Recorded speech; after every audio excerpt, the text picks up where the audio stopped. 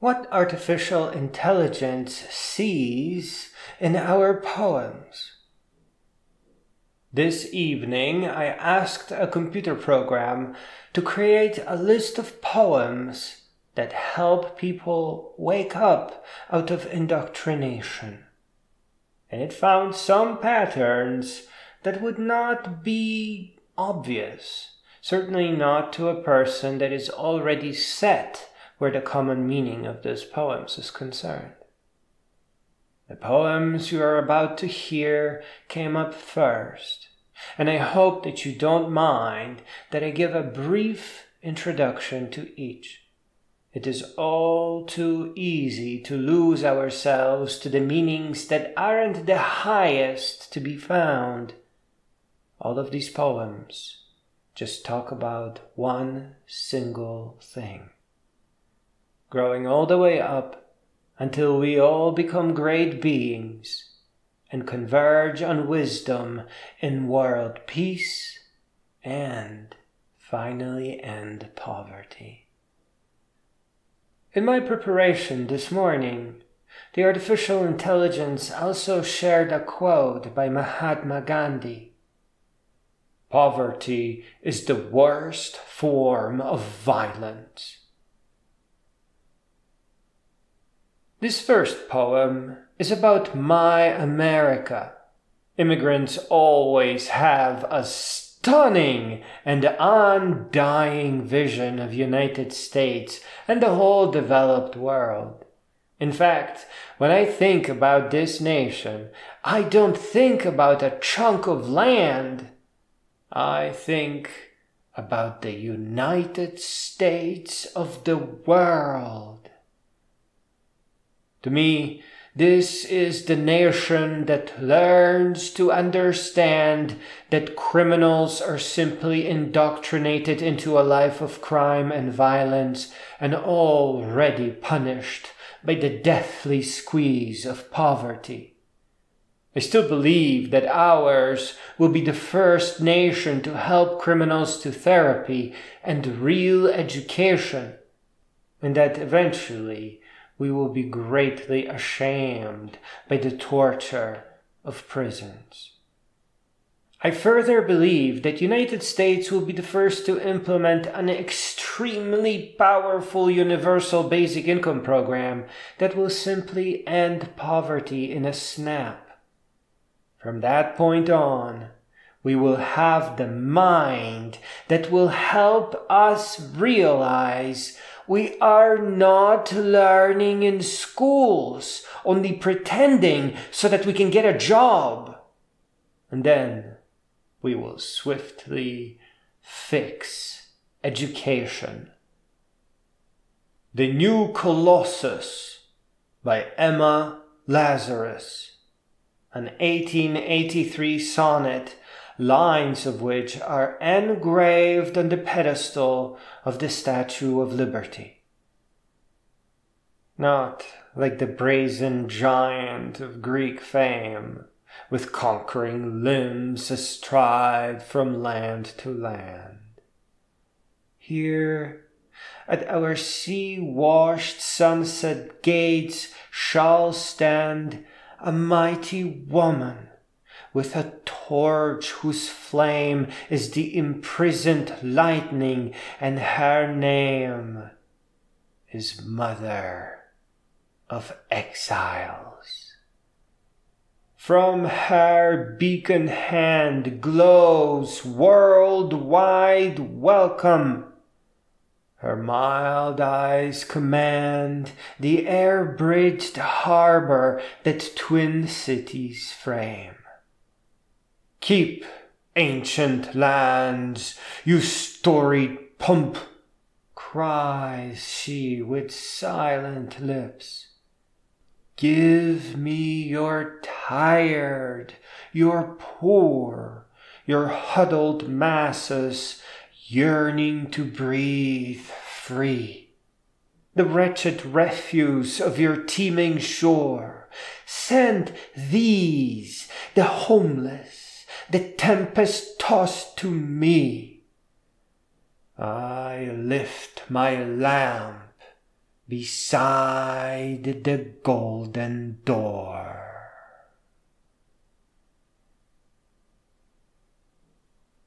The next poem is about a religious concept, but I mention it because there is a second layer to comprehending it. After all, we did invent religions.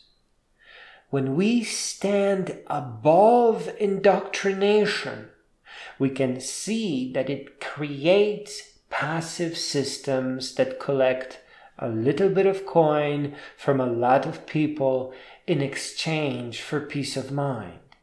And wherever there is evil present, this also eases people into obedience and servitude, and without violence. It's a terrible thing what religions have gotten away with in the past. The level of danger that comes with indoctrination is dictated by its creators, by the hosts. Religion, for many of us, is a pretty distant thing to critique. Let me give you something that is extremely dangerous to all people of Earth, and that is currently ongoing. And that is mandatory military service, almost the same thing as religion.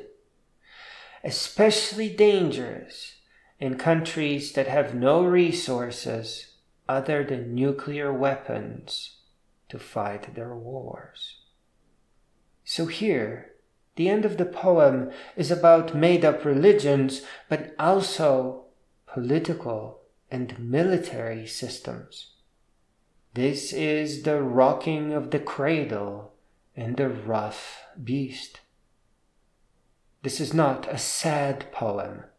This is a poem aimed to inspire us, to remind us to grow all the way up. The Second Coming by William Butler Yeats, 1919. Turning and turning in the widening gyre, the falcon cannot hear the falconer. Things fall apart, the center cannot hold, mere anarchy is loosened upon the world. The blood-dimmed tide is loosened, and everywhere the ceremony of innocence is drowned. The best lack all conviction, while the worst are full of passionate intensity. Surely some revelation is at hand. Surely the Second Coming is at hand. The Second Coming, hardly are those words out, when a vast image out of the Spiritus Mundi troubles my sight. Somewhere in the sands of the desert, a shape with a lion body and the head of a man. A gaze, blank and pitiless as the sun is moving its slow ties, while all about it, real shadows of the indignant desert birds. The darkness drops again.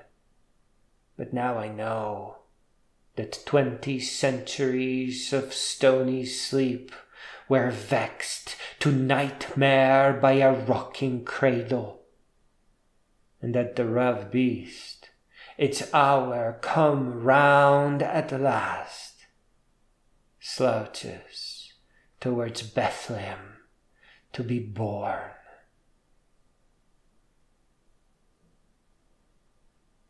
In the next poem, we talk about a vile creature just like this one, a creature we call the tiger, and we wonder about its creator. We have created the tiger out of lack of education, out of lack of greatness. It no longer serves as a deterrent. I don't think it ever did. but rather an option for mad lunatics. I think of this poem as a challenge, because we are still stuck in the mindset of fighting wars. What a stupid thing that is. We still have fools that say, how could possibly both sides lose?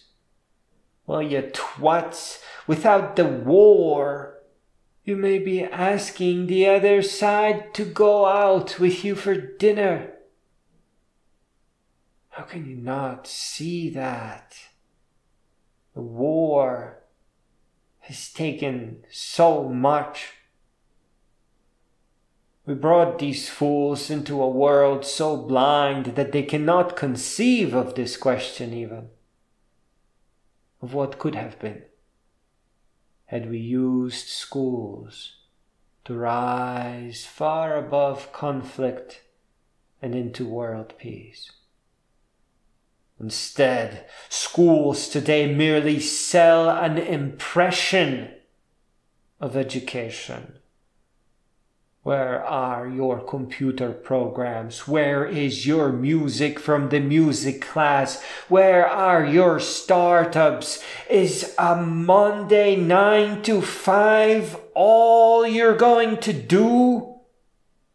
Where are your books and poems? They are gone because the schools were fake. The Tiger by William Blake, 1794. Tiger, tiger, burning bright in the forests of the night, what immortal hand or eye could frame thy fearful symmetry? In what distant deeps or skies burned the fire of thine eyes? On what wings dare he aspire? What the hand dare seize the fire? And what shoulder and what art could twist the sinews of thy heart? And when thy heart began to beat, what dread hand and what dread feet? What the hammer? What the chain? In what furnace was thy brain? What the anvil? What dread grasp? There its deadly terrors clasp. When the stars threw down their spears and watered heaven with their tears, did he smile his work to see? Did he who made the lamb make thee? Tiger, tiger, burning bright in the forests of the night, what immortal hand or eye dare frame thy fearful symmetry? You know, this poem is not to be taken lightly. I would remind all of you that we were each born into a world that had nuclear weapons pointed at our heads. This is not a good world. This is a bad idea. It's a really mad idea. There's a very good reason why I'm asking each and every one of you to rise to become great beings. You are charged with making repairs and helping the world restart in the right direction. This next poem is from year 1818. It speaks about how fleeting mad things are. That all this posturing and might and border and war really wants is to be forgotten, to dust. Humanity has just one single path forward, ending poverty, fixing schools, and bettering ourselves far beyond world peace and convergence of wisdom, so that never again will we be victims of indoctrination into poverty and fake education, or chasing happiness, which is darn impossible. Happiness cannot be pursued. It is not a thing you can hold in your hand. Happiness is a result of growing all the way up. It's the result of greatness. To paraphrase Dr. Frankl, happiness must ensue as the byproduct of something greater. In a word, this poem explains that if we don't rise against madness, then history will bury us beneath the fallen statues of madmen. Ozymandias by Percy Bysshe Shelley, 1818. I met a traveler from an antique land who said, "Two vast and trunkless legs of stone stand in the desert. Near them, on the stand, half sunk a shattered visage lies, whose frown and wrinkled lip and sneer of cold command tell that its sculptor well those passions read, which yet survive, stamped on the lifeless things, the hand that mocked them, and the heart that fed. And on the pedestal these words appear: My name is Ozymandias, King of Kings. Look on my works, ye mighty, and despair. Nothing besides remains round the decay of that colossal wreck. Boundless and bare, the lone and level sands stretch far away.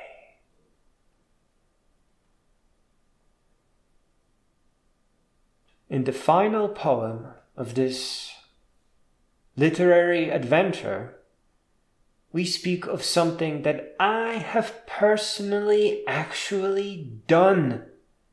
And Mr. Yeats is completely, fully correct.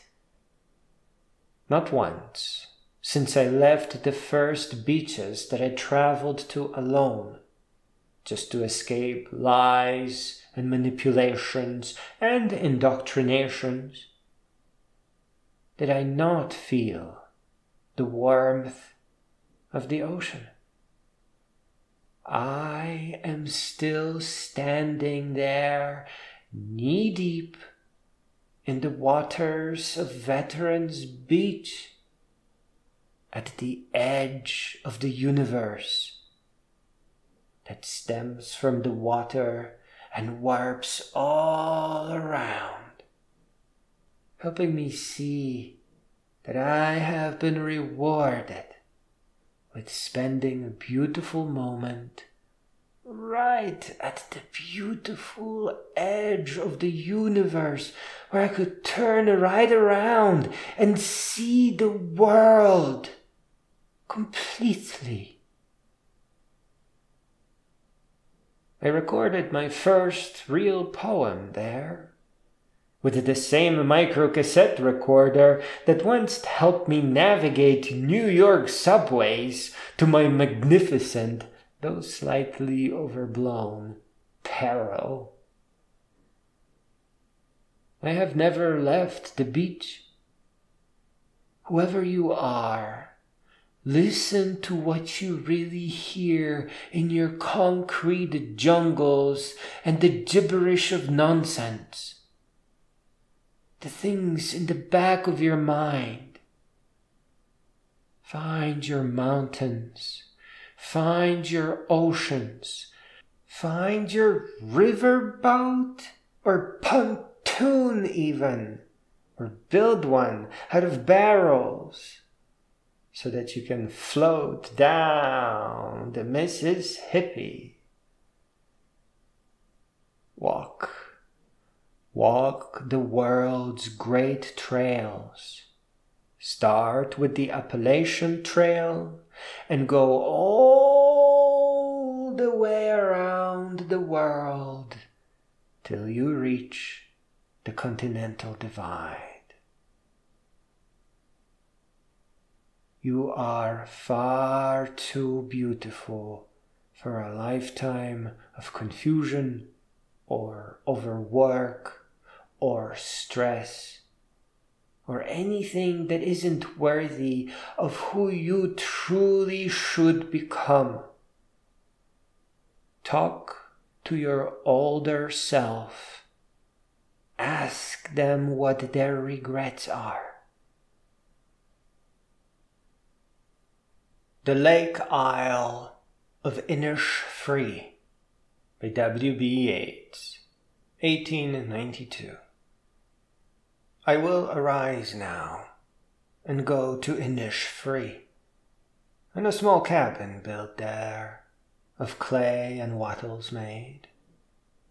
9 bean rows will I have there, a hive for the honeybee, and live alone in the bee-loud glade.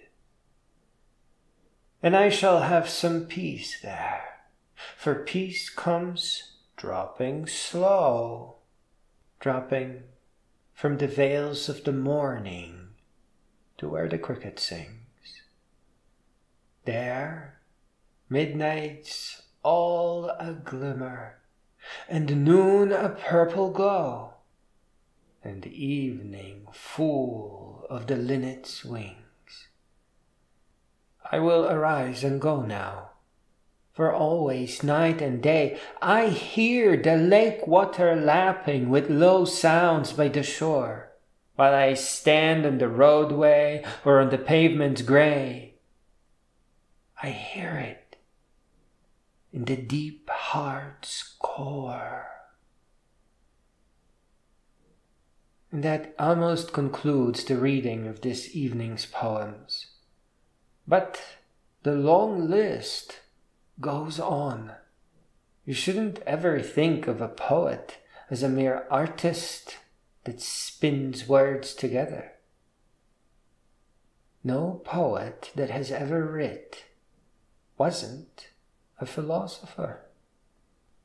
It's how they hide. Remember your first and foremost duty in life, please.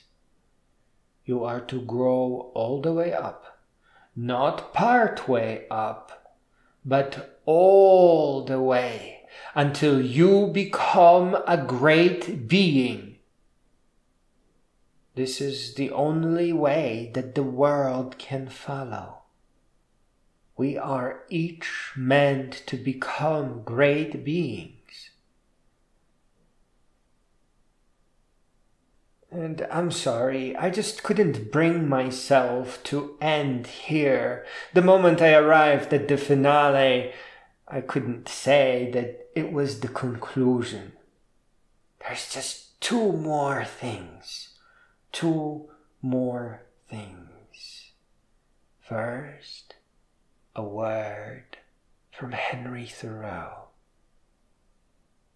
I went to the woods because I wished to live deliberately, to front only the essential facts of life, and see if I could not learn what it had to teach, and not, when it came to die, discover that I had not lived. I did not wish to live what was not life. Living is so dear. Nor did I wish to practice resignation, unless it was quite necessary. I wanted to live deep and suck out all the marrow of life, to live so sturdily and Spartan-like as to put to rout all that was not life, to cut a broad swath and shave close, to drive life into a corner and reduce it into its lowest terms. And one more, just one last poem. Walt Whitman. The artificial intelligence wouldn't know that Walt Whitman is the great finale. He has to come at the end with his beautiful poem, Cosmos, who includes diversity and is nature, who is the amplitude of the earth and the coarseness and sexuality of the earth and the great charity of the earth and the equilibrium also, who has not looked forth from the windows the eyes for nothing, or whose brain held audience with messengers for nothing,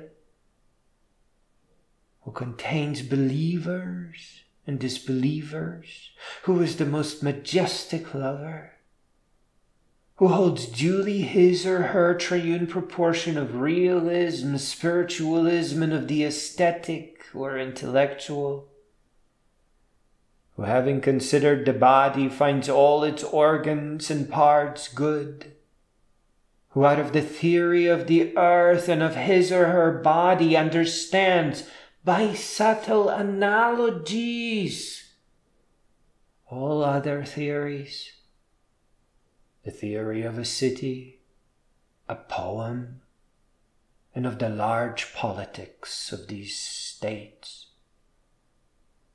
who believes not only in our globe with its sun and moon, but in other globes with their suns and moons, who, constructing the house of himself or herself, not for a day, but for all time, sees races, eras, dates, generations, the past, the future, dwelling there like space, inseparable together.